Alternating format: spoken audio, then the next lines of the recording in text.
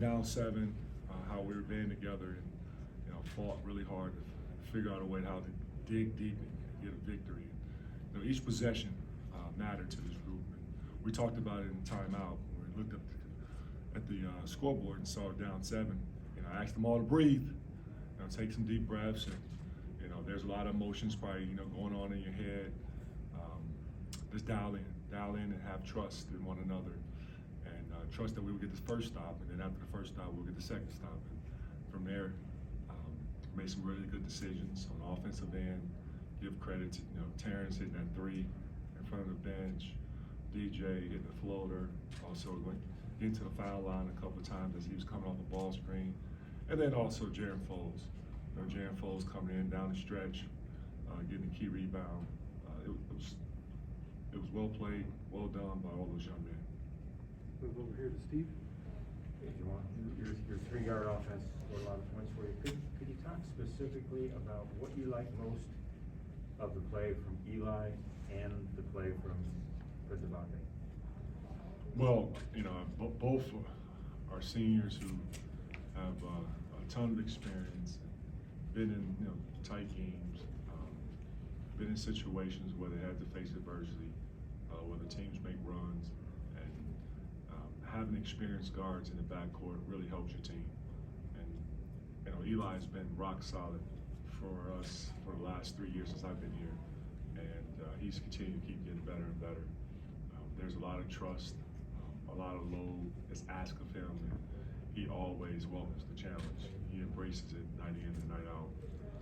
He comes to practice and have an amazing attitude and approach to get better. DJ, first year with us, still learning a lot about the system, still learning a lot about what's asked of him. But down the stretch and being able to come in and make shots and then also make free throws when we needed it the most, that was great. You know, let's call it what it is. You know, Seton Hall. There was another close one we had that we dropped. That probably would have been lost tonight, but I think we grew up from this. Move over to Andrew. Remember, if you need the mic, that is back there. You've obviously been exposed to a lot of different coaching styles. Why do you find it so important to exude calmness to your players, you know, in those key moments? Well, it's got to start at the top with the leadership, and you know, they're gonna look at the coach and see, you know, how the coach is reacting during, whether it's good stretches or bad stretches. But let's talk about, you know, some tough stretches that when you're down or when you made a turnover or when you missed a shot. So, you know, all those young men have a heart in the right place to make the right plays and to try to make every shot. And at times defensively, you know, they try to make the right, you know, reads and get the stop when we need it. But there are times when it's not going to happen. So it's important for me to calm all the heads as the leader of the team, the head coach, and you know, keep us at bay where we can, you know, be able to respond from, you know, when teams make runs or when we're down.